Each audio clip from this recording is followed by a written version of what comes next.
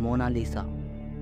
आखिर ऐसे क्या राज छिपे हैं इस पेंटिंग में जो इसे दुनिया की सबसे रहस्यमयी और सबसे फेमस पेंटिंग बनाते हैं। इस वीडियो को आखिर तक ज़रूर देखना।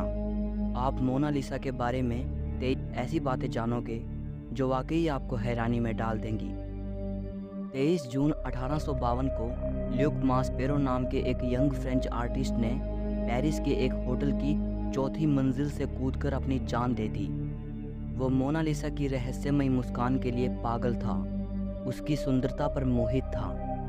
उसने एक सुसाइड नोट भी छोड़ा जिसमें उसने मोनालिसा के लिए अपने प्यार और सालों के इंतज़ार की बात की थी। मोनालिसा के बारे में जो सबसे रहस्यमयी बात है और जो बात आर्टिस्ट और हिस्टोरियंस को सबसे ज़्यादा सोचने पर मजबूर करती है, वो है मोनालिसा की रहस्यमयी मुस्कान, जो अलग अलग एंगल से देखने पर अलग अलग दिखती है, मतलब बदलती रहती है। पहले ये तस्वीर मुस्कुराती हुई दिखाई देती है, फिर ये मुस्कान फीकी पड़ जाती है और फिर गायब हो जाती है। एक रिसर्च से ये पता चला है कि जिस औरत को दा विंची ने इस पेंटिंग में बनाया है वो अपने अंदर कुछ राज छिपाए हुए है, इसलिए मोनालिसा की मुस्कान इतनी रहस्यमयी है। कुछ सालों पहले एक डॉक्टर ने ये कहकर सबको हैरानी में डाल दिया कि मोनालिसा की मिस्टीरियस स्माइल का राज है उसके ऊपरी 2 दांतों का टूटा होना, और यही वजह है कि उसका ऊपरी होंठ थोड़ा दबा हुआ है। सन 2000 में हार्वर्ड के एक न्यूरो साइंटिस्ट डॉक्टर मार्गरेट ने बताया कि मोनालिसा की मुस्कान नहीं बदलती बल्कि इंसान का माइंडसेट बदलता है। मतलब ये आपके दिमाग का खेल है, जैसा आप मोनालिसा के चेहरे को देखना चाहते हो वैसा ही आपको वो दिखेगा। ये इस चीज़ पर डिपेंड करता है कि आप किस चीज़ पर फोकस कर रहे हो। लियोनार्डो दा विंची ने मोनालिसा को 1503 में बनाना शुरू किया था और वो 1517 तक इस पे काम करते रहे। उनको सबसे ज़्यादा समय मोनालिसा के होंठ बनाने में लगा था। मोनालिसा के होंठ बनाने में दा विंची ने 12 साल लगा दिए थे। यह बात तो सच है कि मोनालिसा एक बेहद खूबसूरत पेंटिंग है और शुरू से ही ये काफ़ी मशहूर है, लेकिन इतनी मशहूर ये कभी नहीं थी जितनी कि ये तब हुई जब इसे पेरिस के लूव्र म्यूज़ियम से चुरा लिया गया। दुनिया की सबसे मशहूर पेंटिंग को दुनिया के सबसे बड़े म्यूज़ियम से चुरा लिया जाना एक बड़ी हैरान कर देने वाली घटना थी, लेकिन उससे भी ज़्यादा हैरान कर देने वाली बात तो ये है कि इसके चोरी के इल्ज़ाम में जिस आदमी को शक के घेरे में लिया गया वो थे हमारे एक और महान पेंटर पाब्लो पिकासो। जी हाँ, शुरुआत में पाब्लो पिकासो पर इसे चोरी करने का इल्ज़ाम लगा, लेकिन बाद में काफ़ी पूछताछ और इन्वेस्टिगेशन के बाद उनसे ये आरोप हटा लिया गया। मोनालिसा की एक जुड़वा पेंटिंग भी मौजूद है जो बिल्कुल लियोनार्डो दा विंची की मोनालिसा जैसी ही दिखती है। कहा जाता है कि दूसरी पेंटिंग को दा विंची के टाइम में ही उनके एक स्टूडेंट फ्रांसिस्को मेल्ज़ी ने बनाया था। ये दूसरी पेंटिंग स्पेन की राजधानी मैड्रिड के प्रादो म्यूज़ियम में रखी है। लियोनार्डो ने मोनालिसा को पेंट करने में 30 से भी ज़्यादा लेयर्स का इस्तेमाल किया था और उनमें से कुछ लेयर्स तो एक इंसानी बाल से भी बारीक थी। मोनालिसा दुनिया की मोस्ट वैल्यूएबल पेंटिंग है। गिनीज वर्ल्ड रिकॉर्ड के अनुसार मोनालिसा हिस्ट्री की हाईएस्ट वैल्यूएशन वाली पेंटिंग है।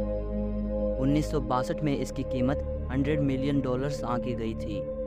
2019 में ये $700 मिलियन के आसपास है, लेकिन फ्रेंच हेरिटेज लॉ के अकॉर्डिंग इसे बेचा और ख़रीदा नहीं जा सकता क्योंकि ये पब्लिक के लिए है। 1519 में दा विंची की मृत्यु के बाद मोनालिसा फ्रांस के राजाओं के प्राइवेट कलेक्शन का हिस्सा बन गई। फ्रेंच रिवॉल्यूशन के बाद मोनालिसा को पेरिस के लूव्र म्यूज़ियम में रख दिया गया। ये पेंटिंग नेपोलियन को इतनी पसंद आई थी कि कुछ समय के लिए उन्होंने इसे अपने बेडरूम में लगवा दिया था। जितना आपको लगता है ये पेंटिंग उससे काफ़ी छोटे साइज़ की है। इसका साइज़ 30 बाई 21 इंचेस है और इसका वज़न 8 किलोग्राम है।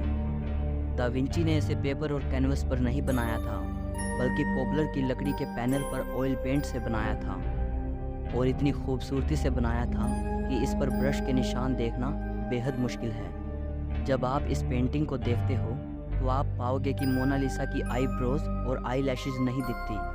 अब सवाल उठता है कि लियोनार्डो दा विंची ने मोनालिसा की आईब्रोज और आई लैशेज क्यों नहीं बनाई। 2017 में एक फ्रेंच इन्वेंटर पास्कल कोट ने हाई रिजोल्यूशन स्कैन से ये पता लगाया कि दा विंची ने मोनालिसा की आईब्रोज और आईलैशेस बनाई थी।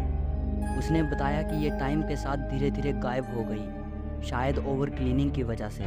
मोनालिसा के फ़ैन दुनिया भर में हैं। इस पेंटिंग पर बहुत सी पोएम्स भी लिखी जा चुकी हैं और सॉन्ग्स बन चुके हैं। जब से इसे पेरिस के लूव्र म्यूज़ियम में रखा गया है, तब से इसे वहाँ लव लेटर्स मिलते हैं, चाहने वालों की तरफ से फ्लावर्स मिलते हैं। मोनालिसा को इंग्लिश में मोनालिसा लिखा जाता है। दोस्तों, अगर आप पेरिस के लूव्र म्यूज़ियम में जाते हो तो मोनालिसा के रूम में जाने के बाद जहाँ मोनालिसा रखी है, उसके बिल्कुल अपोजिट डायरेक्शन में आपको एक बहुत बड़ी पेंटिंग मिलेगी जो कि मोनालिसा से कई गुना बड़ी है। इसका नाम है द वेडिंग फीस्ट एट कैना। इसे इटली के ही एक पेंटर पाओलो वेरोनेसे ने 1563 में बनाया था। दोस्तों, ये पेंटिंग इतनी खूबसूरत है कि इसकी तारीफ़ के लिए शब्द कम पड़ जाएंगे।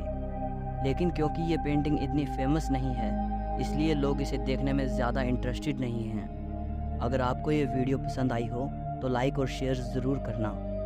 कमेंट करके इस वीडियो के बारे में अपनी राय देना। तो चैनल को सब्सक्राइब करके घंटी को दबा देना। सो मिलते हैं अगली वीडियो में।